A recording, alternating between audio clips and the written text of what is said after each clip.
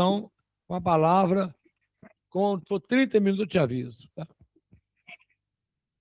Então, não, vou só falar hoje.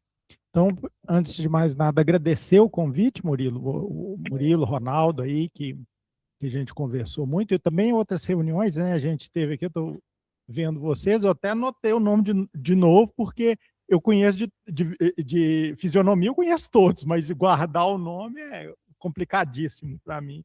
Mas agora eu estou sabendo, agora eu dou conta de falar o nome e olhando para a pessoa, porque eu anotei todos antes do início aqui da nossa apresentação.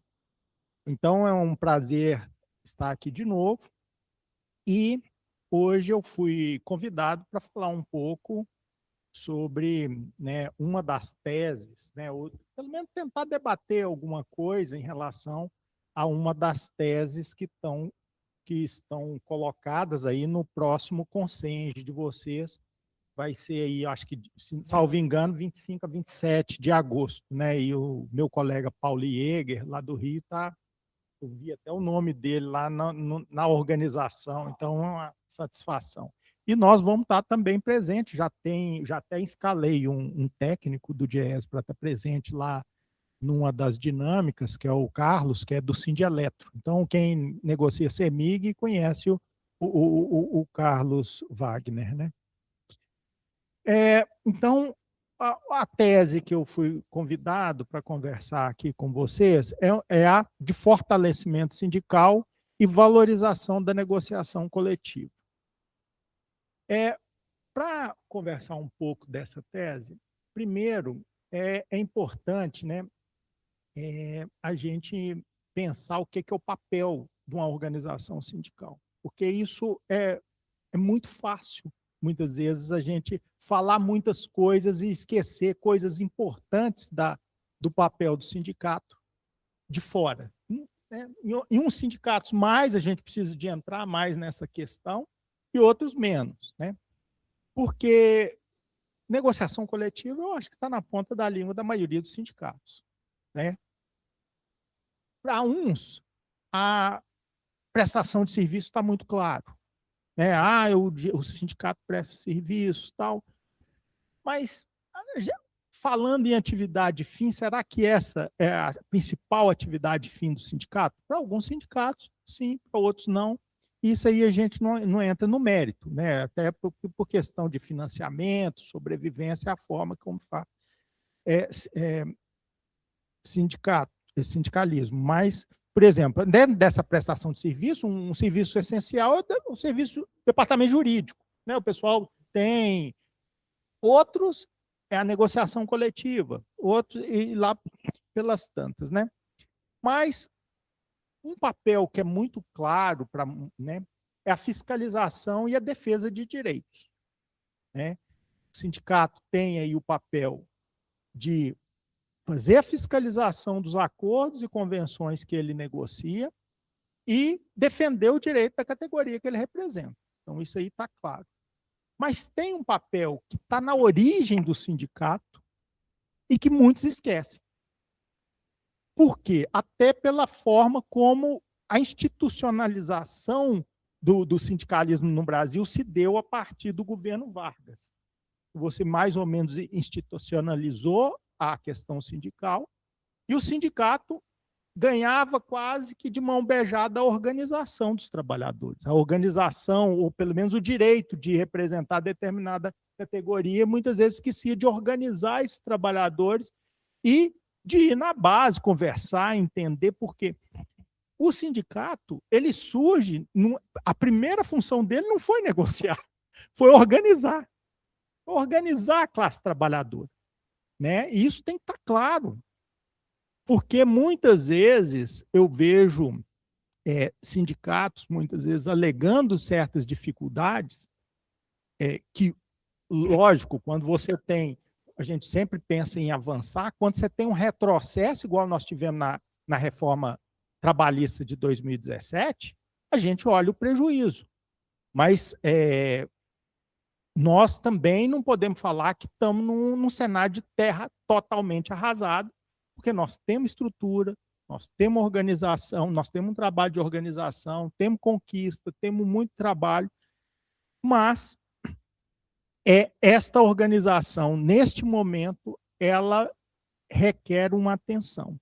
Ela requer uma atenção pelas mudanças que estão ocorrendo no mundo do trabalho. Né? A gente, hoje, se a gente pensa no mundo do trabalho, ele está passando aí pelo que a gente chama aí de uma revolução, que muitos falam a quarta revolução industrial, outros falam revolução 4.0. O que isso é? Nada mais é do que uma mudança do paradigma da produção capitalista, onde você está introduzindo novas tecnologias, e hoje, por exemplo, um padrão dentro da indústria, um padrão fordista, que você pega grandes plantas com milhares de trabalhadores, ela está cada vez mais em desuso. Você vê módulos pequenos, né, essa coisa de agregar. Então, para você organizar trabalhador, você não dá para fazer igual tempos atrás, que você ia com um boletim na porta de fábrica e conversava com todo mundo. Então, as dinâmicas dessa organização são muito diferentes. Os trabalhadores, por não estar nesse ambiente, vamos dizer, fazendo trocas o dia, e eles não criam identidade de classe. Eles não criam eles têm dificuldade de criar uma identidade de classe, principalmente classe trabalhadora. Rejeitam o sindicato, como se o sindicato fosse um empecilho na vida deles. E, normalmente, a gente observa, quanto maior o nível salarial, mais é essa rejeição ao sindicato, porque tem, e a empresa fortalecendo esse discurso. Então, o trabalho de fortalecimento sindical e valorização da negociação coletiva, dentro desse cenário de transformação do mundo do trabalho, ele fica bem mais complexo. Ele fica muito mais complexo. Então, se você imagina que a própria dinâmica do capitalismo já colocaria um desafio de organizar trabalhador da forma como né, a produção está se distribuindo, como que ela está se organizando, essa dificuldade de vínculo de categoria, com o ataque que nós sofremos na última, né, no período de 2016 até 2022, foi enorme. E não foi só na frente da reforma trabalhista. Foi num conjunto de legislações e de, né, arranjos institucionais que dificultou demais a nossa vida. Né? A gente cita a reforma trabalhista, podemos citar a reforma previdenciária, que tudo isso faz, né? Faz parte, discute, né, condições de trabalho, venda da força de trabalho, mas o direito previdenciário nada mais é do que um direito trabalhista. Para que precisa de previdência? Porque eu pós-trabalho, eu não vou conseguir vender minha força de trabalho e tal, preciso de uma sustentação. Então, nós estamos falando com coisas muito próximas. E mais, se vocês lerem a tese que está no caderno de vocês, e aí a Juvândia, né? Juvândia, ela que é da Contraf e também presidente da Contraf, vice-presidente da CUT, ela faz uma introdução do movimento histórico, né? Que ela rapidamente ela faz uma contextualização histórica e coloca bem, né, um ponto seguinte, que nós tivemos um momento do pós-Segunda Guerra Mundial, aonde entra a questão do estado do bem-estar social, uma série de coisas, né, que você tem uma construção de direitos e tudo mais. E, né, quando a gente vê no final da década de 70, início da década de 80, a questão da contestação desse Estado, mais ou menos organizando a dinâmica capitalista, seja pela Thatcher, pelo Reagan, né, que ela não cita nomes, mas ela está falando de Estado neoliberal e início, né? Aí a gente tem a queda do bloco soviético, tem uma série de questões de configuração do desenho do capitalismo e do, vamos dizer, do antagonismo dele, que seria o bloco socialista, que facilitam aquela dinâmica neoliberal, e aí vem o início ao ataque aos direitos dos trabalhadores em escala mundial. Ataque ao movimento sindical, ataque aos direitos, ataque ao estado do bem-estar social. Então, vai subindo os níveis. Começa, né, até chegar em direitos gerais. Então, não tem como a gente fazer uma análise de fortalecimento sindical e valorização da negociação coletiva sem entender o contexto. Qual que é um grande problema? Um grande problema é que quem está fazendo um ataque faz o seguinte discurso: agora você vai ter que trabalhar para a sua categoria. Olha para a sua categoria. Fixa na sua categoria. Gasta toda a sua energia nessa categoria. Mas o problema está lá em cima. Porque a desorganização não se deu, não foi no âmbito da negociação daquela empresa, se deu na regulação do sistema como um todo, e nos países se dá nas legislações trabalhistas, no estado de bem-estar social, tá? Nesse âmbito. Então, o sindicato que esquece de fazer essa análise de contexto, a categoria pode até apoiar, pode falar, nossa, que ótimo sindicato, mas ele não vai estar ajudando para resolver o problema da classe trabalhadora. Porque o problema da classe trabalhadora está nas instâncias de discussão do que está acontecendo no sistema como um todo. Né? Então, resolveu pontualmente um problema, é importante, super importante. Por quê? Porque, inclusive, você faz essa aproximação do trabalhador. Então, existe uma dimensão da atuação sindical que hoje em dia é a mais combatida ainda. É a mais combatida, que ainda não falei, que é em essência do sindicato, que é a atuação política. Atuação política, não é política de fazer política, de alinhar. Não, mas é política, inclusive, de entender e de fazer escolhas também, de representação. É fazer atuação política, por exemplo, junto à opinião pública sobre determinado assunto, é influenciar decisões de Estado, é participação na vida pública, né? Conselho. Você tem um problema aí de conselhos. Quem que vai chamar? Vai chamar o SENGE. Isso não é participação na vida política? Você está na polis resolvendo problemas da sociedade como um todo. Muitas vezes não é nem, a categoria nem pediu para vocês estarem lá. Mas vocês estão lá.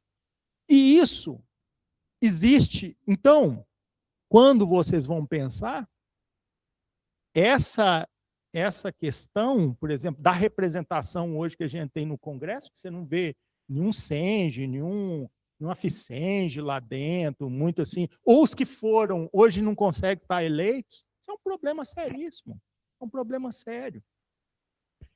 E aí, tem outras teses lá que eu não vou entrar, Murilo, mas que vocês vão debater, e aí essas teses, no final, elas não podem ser analisadas só dentro das caixinhas, ela tem que dialogar uma com a outra. Essa discussão da soberania é uma coisa, assim, para lá de importante, todo mundo está entendendo e debatendo. Esses dias eu fui numa palestra que eu fiz para o Metabase. E estava lá um engenheiro, lá, não sei se era engenheiro civil, tal, da Vale, conversando com o pessoal da Metabase e falando da onde, né, quais que eram as políticas da empresa, papapá. E você via que ele estava com um viés, assim, tinha um viés na fala dele. Não vou falar qual que é o viés, mas tinha um viés lá na fala dele.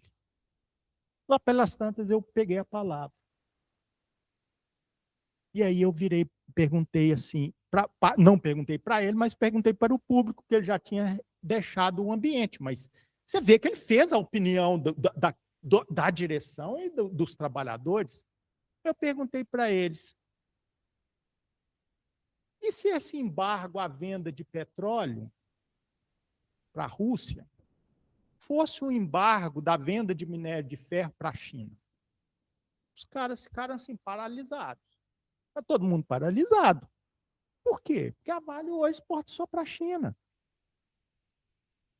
O minério de ferro vai todo canalizado lá para a Ásia. Você não exporta minério de ferro para os Estados Unidos, você exporta chapa de aço. Mas um minério de ferro, e que a gente nem queria que tivesse estar exportando, mas está indo todo para lá.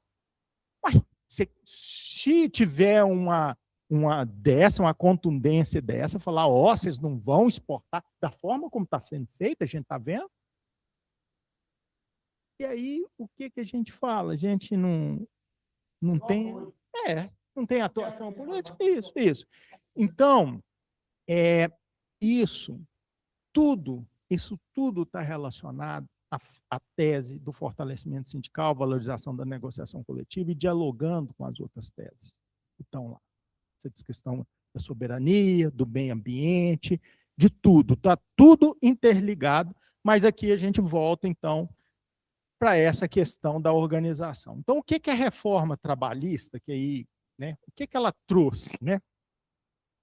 Ela, primeiro, em 2017, ela fez a fragmentação da representação sindical, aprofundou, porque ela já existia, via terceirização terceirização restrita e permissão da pejotização, ou seja, um tipo de quase terceirização, mas de uma pessoa só, é uma empresa que eu estou. Prevalência do negociado sobre o legislado. Um ataque. Mas se tem uma lei que é mais benéfica, eu negocio o sindicato lá. E hoje, como que o sindicato... Por que o sindicato, muitas vezes, negocia coisas que não são tão benéficas? Quer pelego? Não necessariamente. Não necessariamente. Porque tem uma questão de sobrevivência. Por quê? Porque essa reforma também, a forma de financiamento que ao longo dos anos, quando o Estado tutelou o movimento sindical, foi via o imposto sindical.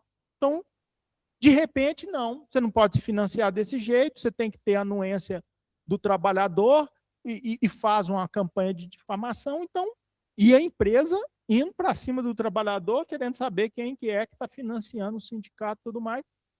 Você puxou o tapete de uma vez. Né?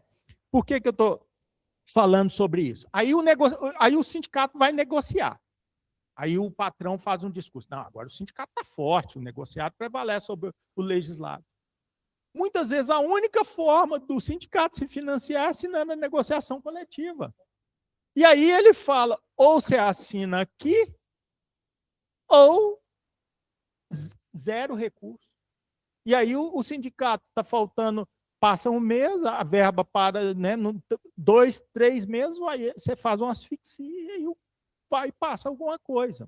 Então aí passa a negociação, muitas vezes, de um banco de horas que não é tão legal, passa uma negociação. Então é sobre, nessas condições que nós estamos negociando hoje. Nessas condições. Então, né, outra, eliminação da ultratividade. Nós nunca tivemos ultratividade. Né? A gente tinha lá uma coisa que falava, lá dentro da jurisprudência, que falava que se não chegasse, né, tivesse um impasse e tudo mais, aquilo ia ser incorporado ao contrato individual dos trabalhadores. Ou seja, quem estava na ativa meio que pegava o acordo, e aí, quando ele contratasse um novo, vinha sem o direito. Mas isso ia fazer uma confusão dentro das empresas. Então, por isso que não dava... Agora não. Agora ele coloca claramente, acabou o acordo, acabou e volta para o zero. O sindicato, como é que faz? Então, é esse tipo de coisa que a gente está falando. E agora eu vou falar uma coisa específica, que é muito específica de vocês, e eu não sei se vocês pensam todo dia. Mas tem uma coisa, é tudo específico, vai ter uma coisa que é mais diretamente, dialoga mais diretamente, e muito pouca gente não levanta essa lebre. é do super trabalhador, do trabalhador hipersuficiente. Aquele que não precisa da representação do trabalhador do sindicato, porque ele tem um diploma de nível superior e ele recebe acima de 2 tetos da Previdência. Porque isso está na reforma trabalhista. Ele fala que tem trabalhador que pode fazer negociação à revelia do sindicato, de jornada de trabalho, de não sei o quê, porque ele tem condição de se representar, porque ele recebe acima de 2 tetos. Isso está no artigo, eu não sei como que está isso, gente, mas estava no artigo, será que é o artigo 400? Depois eu olho. Ele falava, né, eu não sei como que ficou isso, mas tinha essa questão. E agora, na PEC da jornada 5x2, volta essa questão de falar que o trabalhador que ganha muito, ele pode fazer uma negociação, essa é uma emenda do relator. É uma emenda do relator que está lá.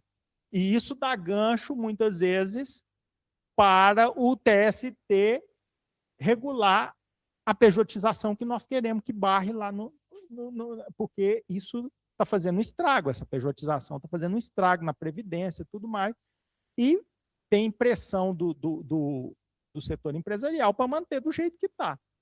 Então, o Supremo está lá espremido para ver como que ele legisla, e agora, nessa PEC, que a gente está falando que é muito boa, tem umas pegadinhas, que aí a gente não sabe.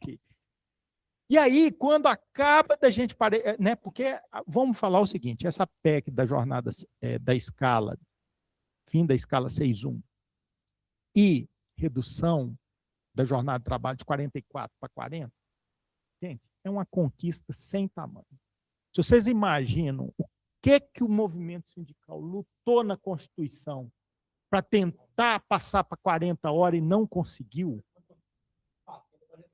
Isso, mas eu falo que a gente, né? E depois, em 2005, quando veio aquelas marchas para política do salário mínimo, fizemos, essa era uma pauta muito forte naquele momento que não conseguiu.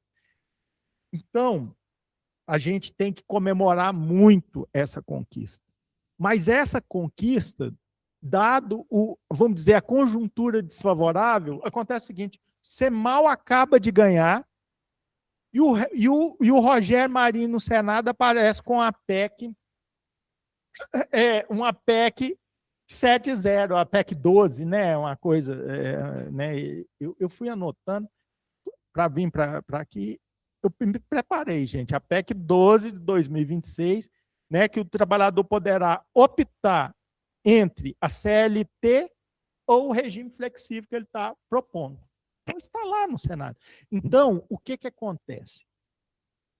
Nós estamos sendo bombardeados com um cenário extremamente desfavorável, não só pela representação que você tem no Congresso, como tudo, mas também pelas mudanças do mundo do trabalho. Se fosse só as mudanças do mundo do trabalho, já era trabalho demais para a gente pensar a nossa organização. Agora, com essa representação no Congresso e com tudo que a gente todo dia está apanhando, é uma coisa muito maluca.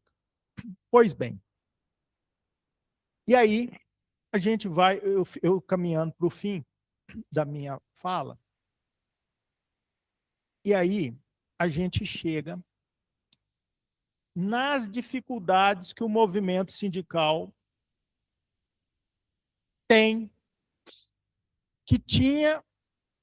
que aumentaram, e dessa condição, e essa questão que o movimento sindical não chega a acordos mínimos. O movimento sindical ele tem uma dificuldade enorme de chegar a acordos mínimos. Tanto na questão do financiamento sindical, como da forma como vai organizar e representar os trabalhadores. Então, por exemplo, vocês estão dentro do ramo, do guarda-chuva da CUT. A CUT propõe uma coisa, os sindicatos de base é totalmente contra. Então, por exemplo, em termos de financiamento, o que se desenha hoje, o que se pensa, é que, por exemplo, do ponto de vista do imposto sindical, dificilmente ele vai voltar. Dificilmente o Estado vai novamente falar, eu vou financiar os sindicatos por meio de um financiamento compulsório. E mais, se acontecer isso, o que garante que daqui 4 anos você não toma uma rasteira e não volta à situação anterior? Então, existem umas discussões que falam o seguinte, do ponto de vista da autorregulação e de um financiamento que viria através da negociação coletiva. No fundo, gente, é uma contribuição compulsória.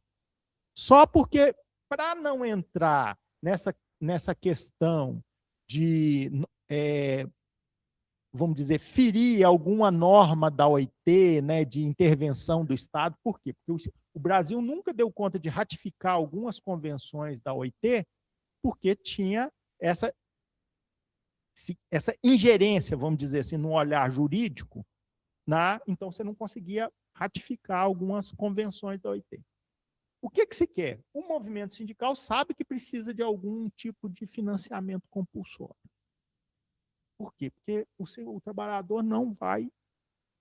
Então, a gente precisa desenhar qual que é esse desenho desse financiamento compulsório.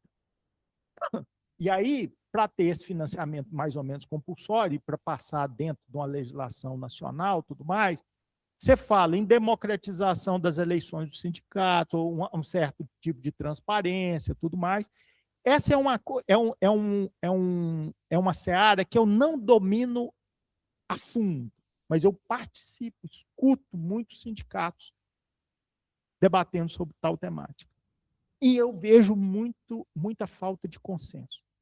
Outra questão que eu vejo muito falta de consenso: a organização dos trabalhadores não está funcionando.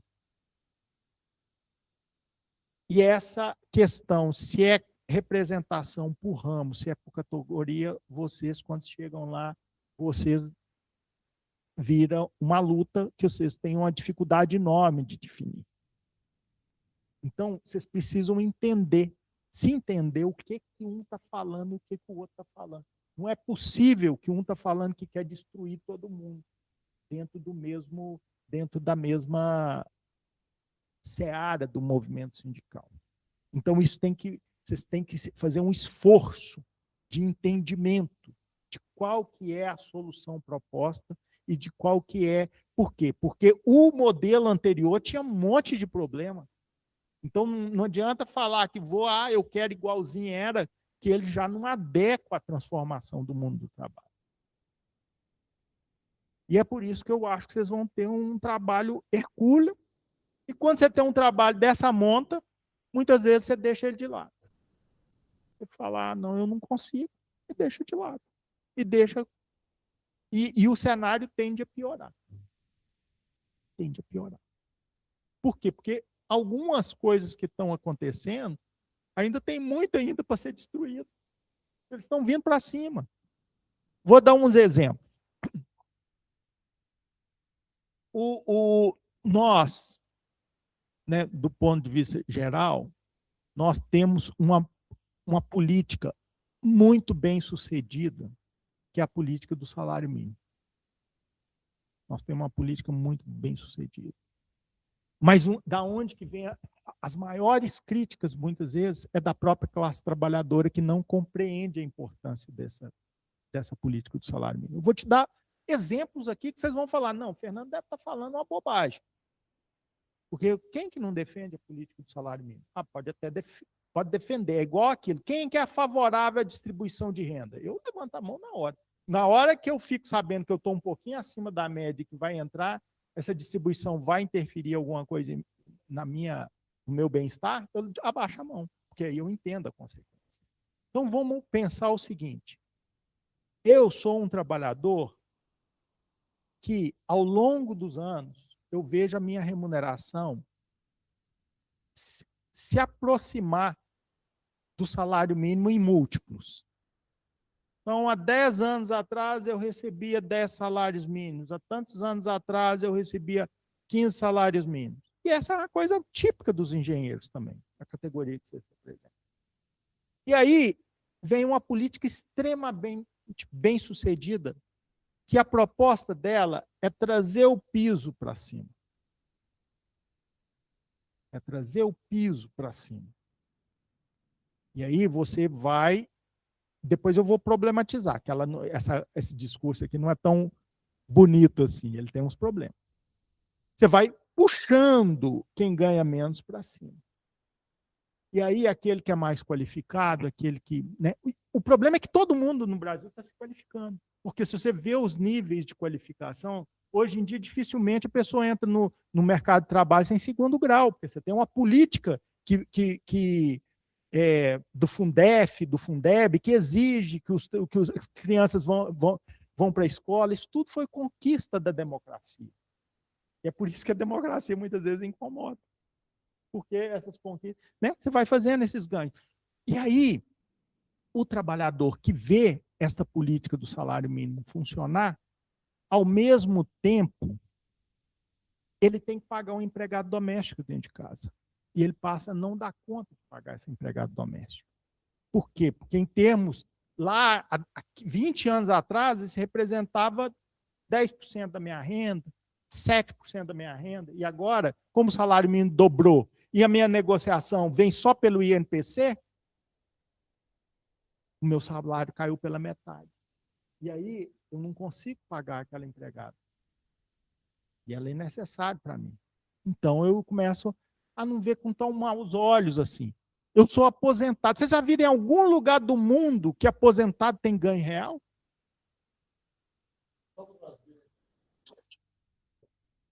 Só no Brasil a política do salário mínimo. 60% dos aposentados. Não, o que eu estou te falando é isso. Só no Brasil aposentado tem ganho da inflação, ganho real. Por quê? Porque está atrelado à política do salário mínimo. E quem não está atrelado odeia estar só no INPC, porque ele vai vendo um achatamento. Então, qual que é a solução? É destruir a política do salário mínimo. E aí a gente não entende isso. Isso não fica claro. Ou qual que é a outra solução, que é mais complexa, mais difícil, e que precisa de mais organização, mais elaboração. O Brasil é um país de boa distribuição de renda. O país é um dos mais desiguais, que está concentrando renda e que tudo favorece a esse pessoal. E agora... E aí, a gente não consegue taxar dividendo. A gente não consegue tributar os caras bem arrumados. E a classe média vai para cima do quê? Qual que repercute na fala da classe média? E que é os trabalhadores, muitas vezes, que estão nessas categorias que a gente observa. É uma adesão ao discurso contrário à classe trabalhadora brasileira. Isso é muito difícil da gente analisar e perceber. E o que você pensa? O que está na boca da classe média? Bater na política do Bolsa Família. Mas você sabe qual que é a maior transferência de renda que existe? É o Bolsa Empresário. Mas não é por subsídio, não. Gente, uma taxa Selic que está em 14,5%, 14 não sei o quê, você imagina. Uma pessoa que tem 1 milhão de reais, vende a casa, aplica 1 milhão de reais em título da dívida pública, ganha por ano 150 mil reais. Dá mais do que eu... Então, é disso que nós estamos falando. Você não consegue mexer na política do rentismo, porque o seu fundo de pensão da CEMIG está atrelado a essa política rentista. O fundo de pensão do outro tá tudo, e no dia que começa a baixar juros, começa a dar problema no o cálculo atuarial, aí o cara começa a inventar moda, e aí E aí, então, gente, o problema é muito mais complexo que a gente está pensando. Soluções benéficas para a classe trabalhadora sofrem resistência. E eu acho o seguinte, o SENGE e os engenheiros têm uma respeitabilidade, conseguem transitar de uma forma que outros sindicatos não dão conta. Por quê? Porque dificilmente o sindicato consegue entrar num conselho. Não, eles vêm cá bater na porta do SENGE, o SENGE entrar nos conselhos, entrar na vida pública e tudo mais. Então, eu acho o seguinte, vocês estão tendo uma oportunidade nesse conselho e em outras instâncias para debater essas coisas que são fundamentais para a categoria e para a sociedade brasileira. E eu acho que vocês têm muito a contribuir, tanto na sociedade, como para resolver esses problemas que estão dentro da organização da classe trabalhadora. E é isso que eu tenho para falar. Muito obrigado. Aqui é o seguinte, o Fernando ele falou uma coisa que você acabou não levando em consideração. A organização vem à frente da negociação. Se a gente não organizar a categoria, você pode procurar a Justiça do Trabalho, Jesus Cristo, qualquer coisa, que não vai funcionar. Então, é o que você está falando. Eu vou viver a relação com a Justiça, mas se eu organizar a categoria, eu tenho alguma chance. Então, o SENGE não pode abrir mão de organizar a categoria. Inclusive, organizando a categoria, nós teremos menos problema, porque nós temos, por exemplo, um conselho extremamente conservador, que é o CREA, que não contribui em nada com isso que vocês discutiram. Porque nós também não organizamos a categoria. A categoria desorganizada é prato feito para os conservadores, para o patrão. Certo? Era isso que eu queria falar.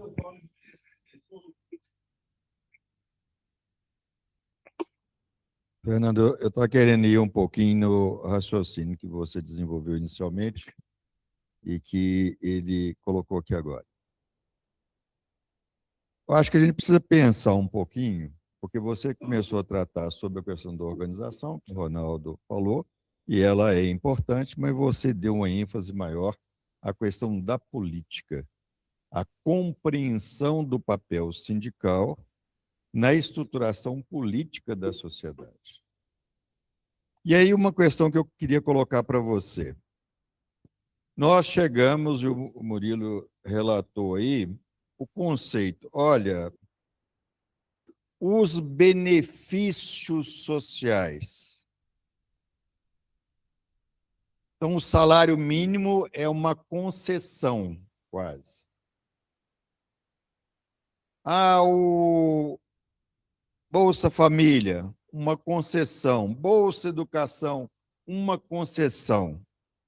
Será que o trabalho nosso não deveria se voltar para a consciência do direito?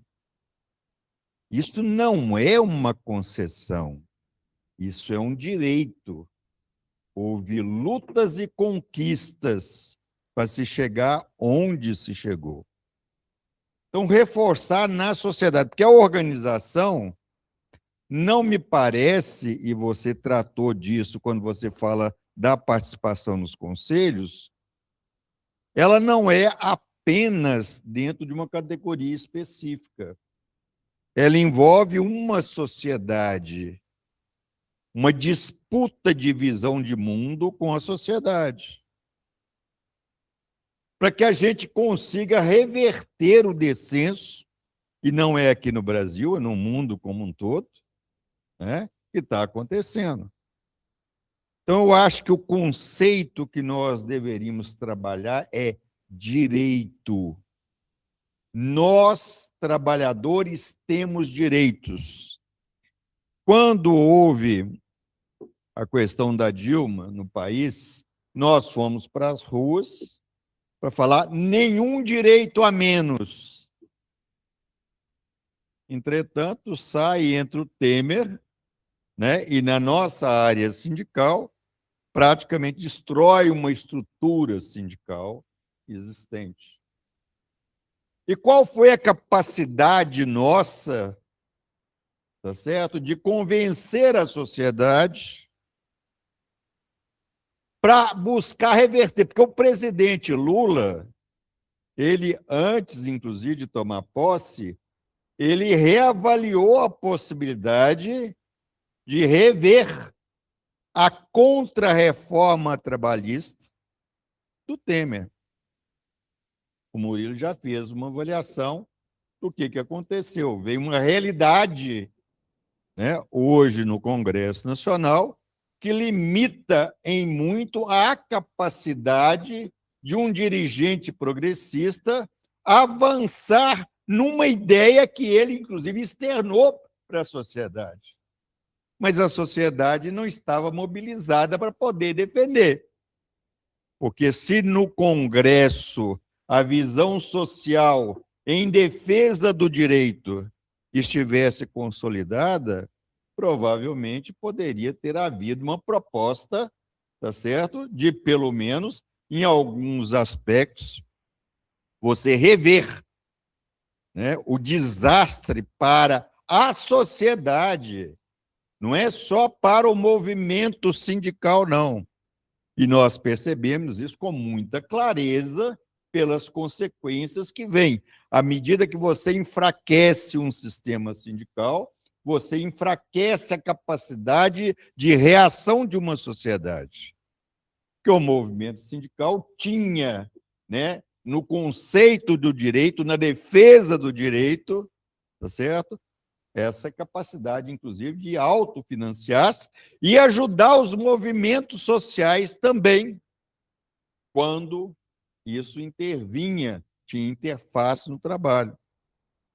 Então, acho que a gente precisa começar a pensar nesse processo, Fernando.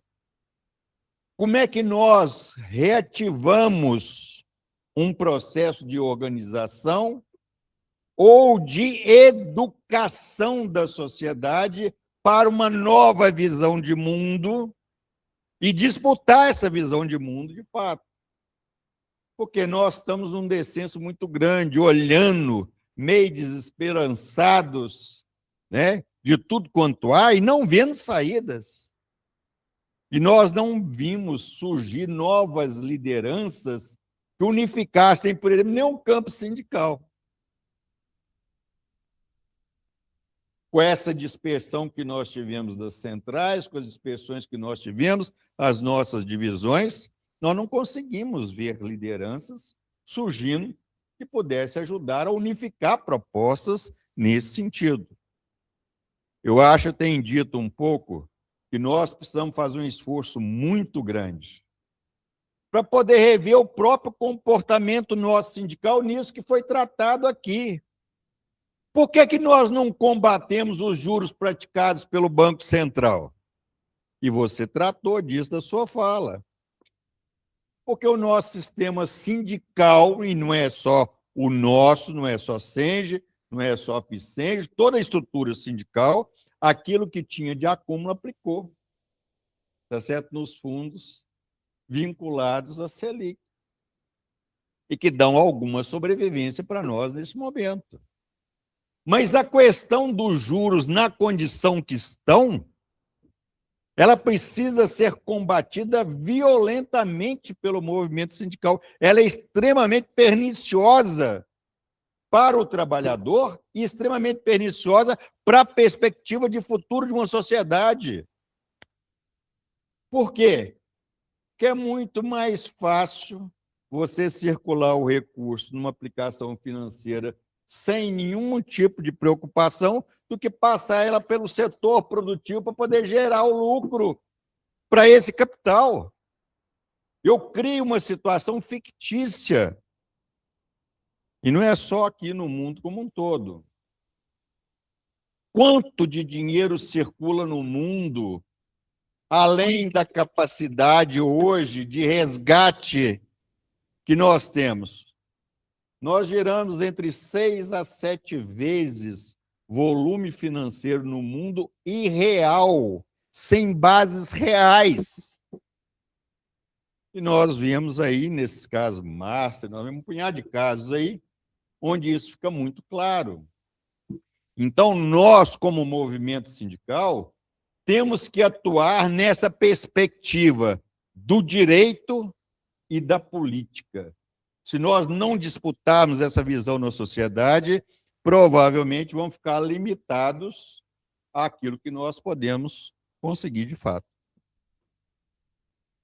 Eu falei, até brinquei ali com o Túlio, primeira vez que eu vejo o Murilo elogiar direito. Então, isso é um bom sinal, porque, assim... Trabalhista. Então, assim, eu participei de negociações quando eu era do sindicato há 30 anos atrás, retornei agora. E sempre achei muito importante a função do advogado nas mesas de negociação. Porque, assim, se a gente tem assessoria de econômica, ótimo, mas se não tem, a gente dá conta de ler balanço, de interpretar, de dar uma análise de conjuntura econômica. É ótima assessoria econômica, mas a assessoria jurídica, a empresa, ela tem muita capacidade, muita competência para driblar a gente, inclusive nas vírgulas, na hora que assina o acordo. Então, assim, aquela função. E, assim, e os advogados trabalhistas, eles se organizam para serem desembargadores e ministros. Eles têm essa articulação assumidamente, né? Às vezes, eles mudam de ideia quando chegam nesses lugares de poder, né? Alguns não.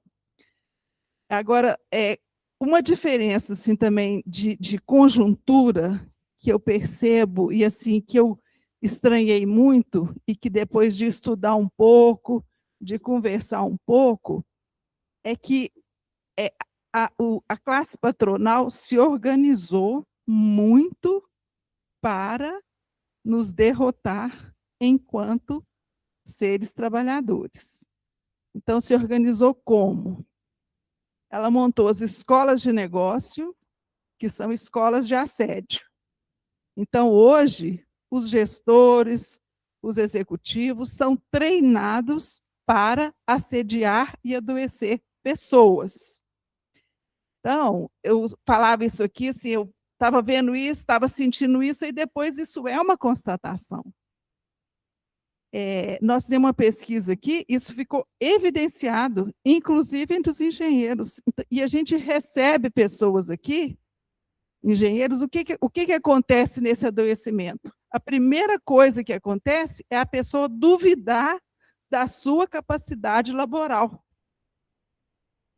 E como é uma classe muito masculina, isso é mais sério ainda. Porque os homens geralmente têm dificuldade nas trocas emocionais e eles vão adoecendo sozinhos. E aí, essa falta aí, o primeiro passo é desacreditar em si, na sua competência, que sempre foi reconhecida por ele e pelos outros, mas de repente passa a ser por causa da estratégia do assédio. Aí, o que acontece? Aí ele adoece. Vai para a psiquiatria, vai sendo medicado. Isso é um método. Isso é um método que a gente não pode desconsiderar. E eu entendo que nós não estamos trabalhando com isso de forma sistemática. Sabe? Como é que nós vamos nos preparar para isso? Sabe? Para dar esse suporte para as pessoas, para dar esse acolhimento, para nos preparar, para dar conta primeiro, de mostrar que essa realidade é estruturada e organizada. Então, acho que no Congresso a gente tem que falar. Isso para mim é um mantra. Todo lugar que eu vou, eu falo isso, porque assim, eu estou absolutamente convencida dessa estratégia de adoecimento, sabe? E assim, é muito cruel, mas é muito cruel mesmo, porque assim, eu tenho visto pessoas destruídas. Aqui nesse sindicato já vieram pessoas destruídas. Então, assim, o primeiro passo é a gente se convencer disso. Isso é um método, isso é uma estrutura. Como é que nós vamos fazer? Eu acho que a gente, inclusive, devia trazer gente aqui para falar sobre isso de uma forma mais estruturada também. Para a gente ver assim, se a gente dá conta de fazer alguma coisa? Tá. O que a gente dá conta de fazer? Inclusive entre nós. Então, é isso.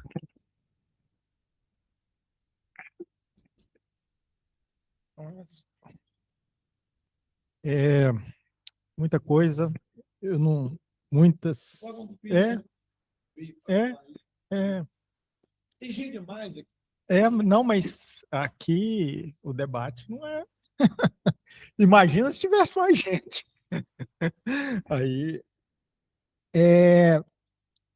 eu vou começar pelo Murilo, que está do meu lado, que tem debate que não tem uma conclusão. Então, aqui a gente está fazendo uma troca, né, de ideia. Então, assim, ninguém vai responder o outro. A gente vai agregando, não tem jeito. Então, quando você provocou ele, vou te responder, não. Você vai agregar, aí mudar um pouco, fazer uma mediação de conhecimento e tal. Mas você, né, Murilo, você coloca, por exemplo, que hoje na organização, para fazer a organização hoje, quem que iria lá na porta da siderúrgica, né? Esses dias, eu estava no Diese, eu estava muito preocupado, porque nós também sobrevivemos com sócios, né? O Diese é uma entidade do movimento sindical e a gente precisa de sócio. E tinha uma dirigente lá de Poços de Caldas, que é muito próxima, tal, e é um sindicato dos servidores municipais de Poços de Caldas que desfiliou. E aí eu falei, gente, tem tanto tempo que eu não vou lá em Poços de Caldas, tal. E aí fui conversando com a né, do administrativo do Diese, que ela está fazendo gestão pública, e ela está até me surpreendendo, a Laura, ela está até fazendo uma transição, porque nós temos muita entidade do setor público, e ela está conseguindo apoiar bastante nessa discussão com os sindicatos do setor público. Ela virou para mim e falou assim, ela quase virou para mim e falou assim, Fernando, você está meio fora de moda. Ele não quer te ver, ele não quer te ver. Se você acha que ele quer, que hoje alguém quer te ver, não quer. Se você ligar para o dirigente e falar, eu posso passar aí para ele vai arrumar 1000 desculpas. Hoje o contato é online. A pessoa quer uma reunião, quer reunião o tempo inteiro. O cara quer o tempo inteiro, se for na frente da tela. Então, esquece esse negócio de ter que ir nos lugares, essa coisa que você está falando, que tem que ir para o sindicato. E aí eu te falo, o Murilo. Murilo, isso acabou. Essa coisa de Praça 7, isso aí, no dia que a gente der conta, que bom. Mas isso não é a tônica mais. Isso aí é um modelo, igual nós convivemos com o sistema feudal aí nos interiores aí, mas isso não é a tônica. A tônica hoje não é mais o presencial que a gente acostumou. E a gente não está sabendo fazer essa comunicação com a classe trabalhadora. E isso a gente vai precisar de muita ajuda. É isso. Nós temos que entender. Ou, você me fala, a nossa marcha em 2005 deu muito resultado, mas me fala, qual que foi a marcha que convenceu o presidente Lula na escala 6.1? Ou será que foi um blogueiro, um cara que estava aí, entrou para a rede social, falou que era um absurdo, e ele ganhou não sei quantos milhões de seguidores. Inclusive, um ganhou para deputado. Virou. Tá vendo? Então, vocês, né, do Senge, precisa trazer galerinha nova aqui para dentro e tem que passar conhecimento, porque não dá para trazer quem a gente está vendo aí, porque e também não dá para esperar que você vai dar conta de passar tudo, porque as gerações vão mudando, elas precisam sentir na pele. não tem, tem tipo de conhecimento que a gente não consegue transmitir. A pessoa tem que sofrer. É quase que isso, né? E não vai ter outro. Vai ter que viver. Tem que viver. Esta coisa da politização, nós perdemos, vamos perder, e esse pessoal vai ter que ser repolitizado pelos meios deles, com alguma mediação da gente. Pequenos toques, mas eles vão encontrar. Por quê?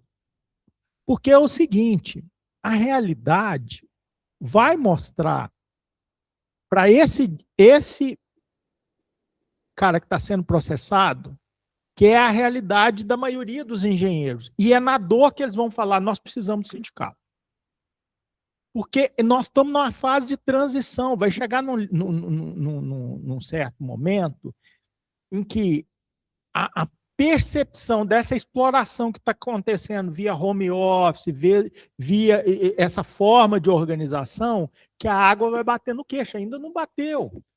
Então, tem hora que mais do que você fala, eu quero ver, você tem que pensar o seguinte, eu tenho que deixar o campo arado para quem vai vir plantar. Então, você não vai, talvez você está querendo ver coisas que você não vai ver.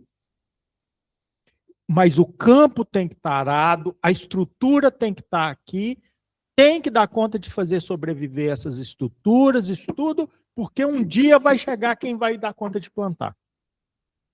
Então, é isso que a gente tem que entender. Essa coisa do direito, concordo, só porque o Túlio falou aí da questão do direito, né? A gente, quando eu entrei no movimento sindical, eu tenho uma formação que é meio confusa, porque eu fiquei numa geração meio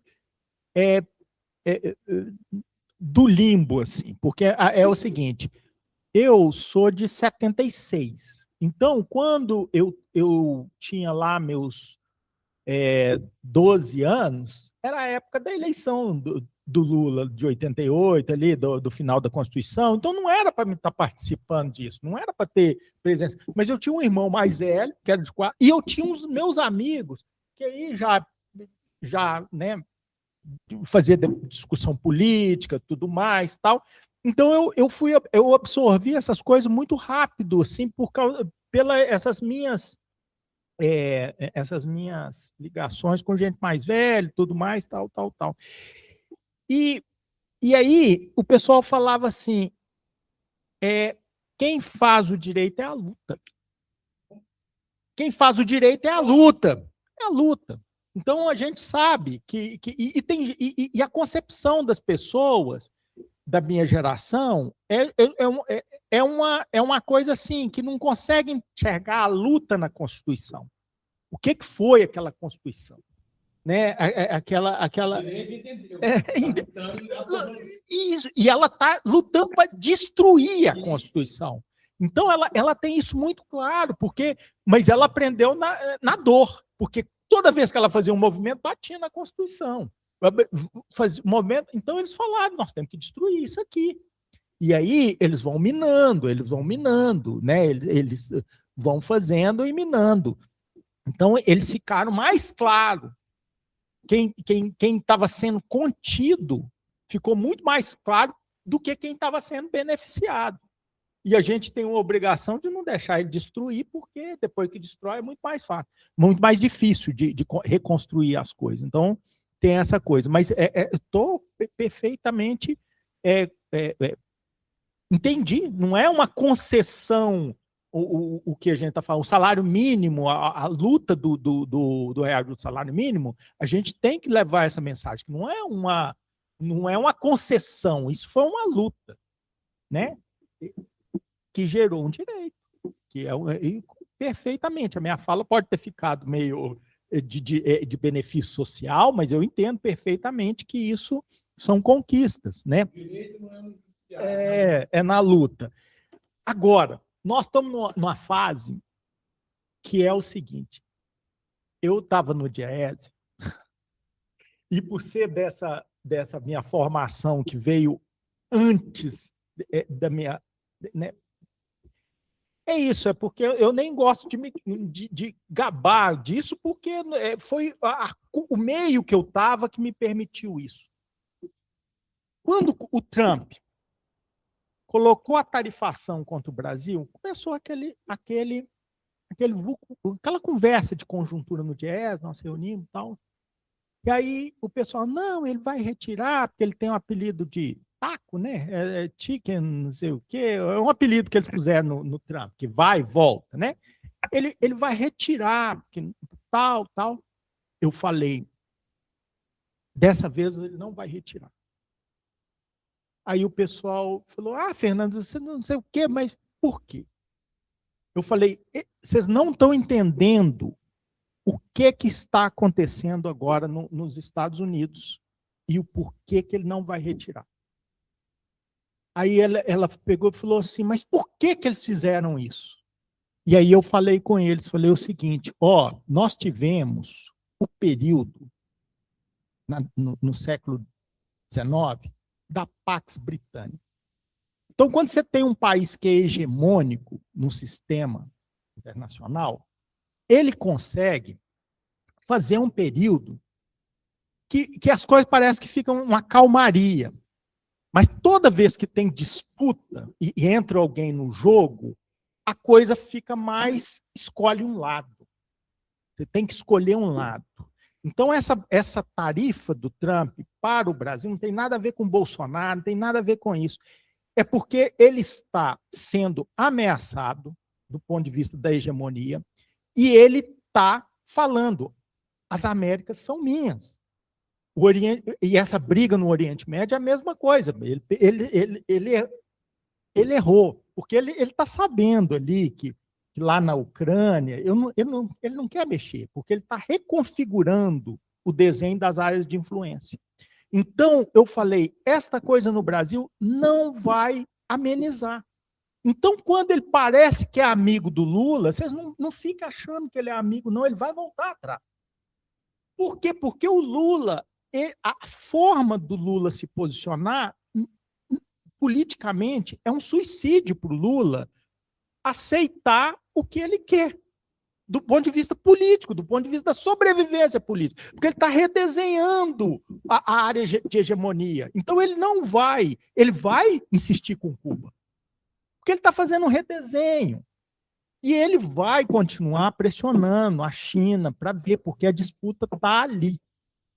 Então, nós não vamos ter calmaria nessa discussão de soberania, porque ele não vai dar conta de retomar a hegemonia que ele tinha, porque a China está em franca expansão. Está em franca expansão.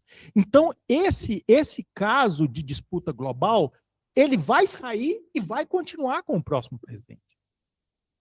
Porque os Estados Unidos... Isso aí não é uma coisa do Trump. Vai ter próximo, se ele mesmo. Não, mesmo se ele der o golpe, se for um democrata, vai mudar as aparências, mas a disputa vai continuar pesada. Então, o Brasil não vai ter sossego da agora para frente. E se tiver um cara das Forças Armadas, de alta patente, que entende mais ou menos, estudou um pouquinho, fora daquela doutrinação, ele está entendendo. Então, a engenharia tem que entrar nessa discussão pesada. Submarino nuclear, de não sei o quê, porque nós não temos mais espaço hoje no Brasil para peitar. Um dia eu usei essa palavra peitar, o pessoal falou assim, essa palavra é muito mineira, não pode usar isso não. Porque é o seguinte, não dá para você hoje ficar fazendo discurso de bomba atômica, você passou longe, passa longe. Nós agora, nós temos que, para a gente garantir soberania, nós temos que fazer um desenvolvimento tecnológico, né, e em várias frentes. E não dá para bater no peito e falar que vai criar uma estatal das terras raras e que o problema está resolvido. Está longe disso, gente. Nós estamos destruindo a nossa capacidade de soberania todo dia. Nós pegamos uma fábrica de fertilizantes que acabou de vende para a Rússia. A gente pega a BR distribuidora, passa, ela nos cobre. A gente pega uma Copasa assim... nossa, gente. E aí, o cara vem me falar que quer criar uma estatal de terras raras e, nossa, que... Não, então a gente tem que pôr a cabeça no lugar e ajudar o povo a pensar dentro da engenharia. Dentro da engenharia. Porque a engenharia não traga médico achando que é igual a engenheiro, que é diferente. É diferente. Eu vou te mostrar onde que tem as várias diferenças. O médico é um prestador de serviço, ele não trabalha na área industrial. Então, tanto faz para ele o modelo de desenvolvimento, para ele, tanto faz o modelo de desenvolvimento que ele está... Ser colônia ou não ser colônia, para ele é a mesma coisa. Para o engenheiro não é, não. Então, por quê? Porque vocês vão bater aqui. Na hora que você começar a debater a fundo, vocês não vão chegar a um consenso e você tem que entender por quê. Tem que entender. A visão deles é uma visão igual você tentar discutir com um fazendeiro. O cara, para ele, tanto faz. Agora, para um setor industrial, aí você tem que chegar. Você tem que chegar e falar, ó, essa política aqui não dá certo para nós, não. Aqui o seu limite é raso. O problema é que o setor industrial brasileiro aceitou ser a terceirizado do mundo.